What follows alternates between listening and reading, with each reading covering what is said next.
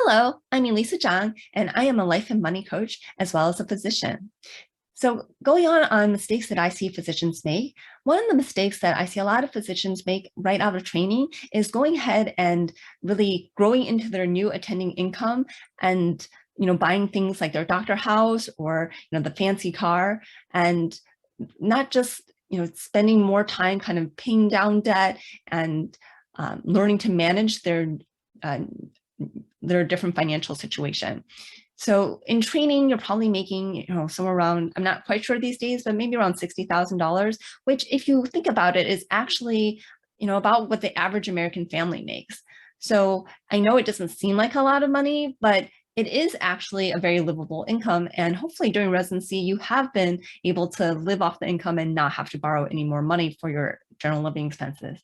I know it may be difficult depending on your family situation, if you're having children during your training, depending on whatever your spouse does for a living during training. But if you have been able to kind of live off your resident salary, then when you become an attending, try to you can expand upon your living, but try to kind of grow into it slowly, because a lot of physicians have a lot of student loan debt, and it may be that you're working for PSLF, so you may not end up paying all that debt off, but you also want to have the buffer that you don't necessarily have to stay in a position just for that loan forgiveness. Just to give you more options, or you just never know what could happen. So, good sound advice is to maybe increase your standard of living by, maybe 10% more than you were spending before, and really put a large chunk of your newfound income into paying off your loans or into investing if your loans are actually low or zero.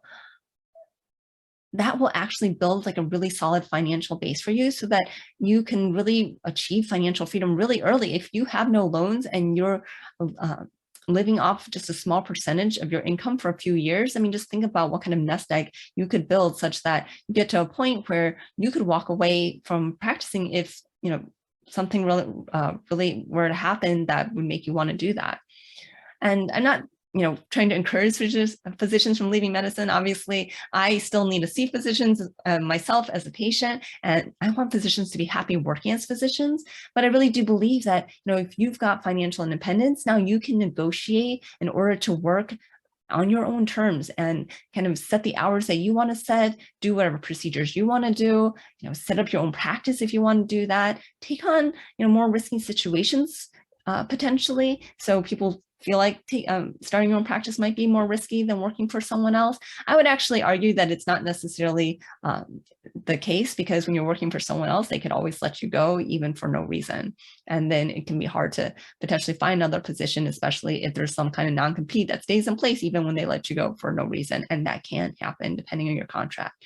So spend this time kind of learning about finances. So don't think about buying things in terms of just, can I afford the payment? You do want to actually look at what the cost of whatever you're buying is.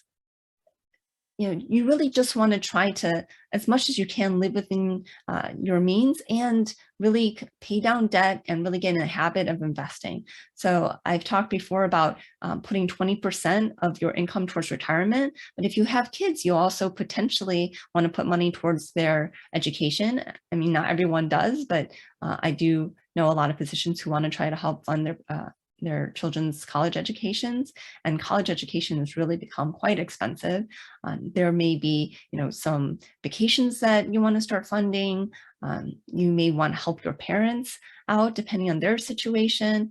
So just really think about like all the different financial situations that you want to save money for and invest for, and they're going to have different timelines. So that's going to change on how you do that investing.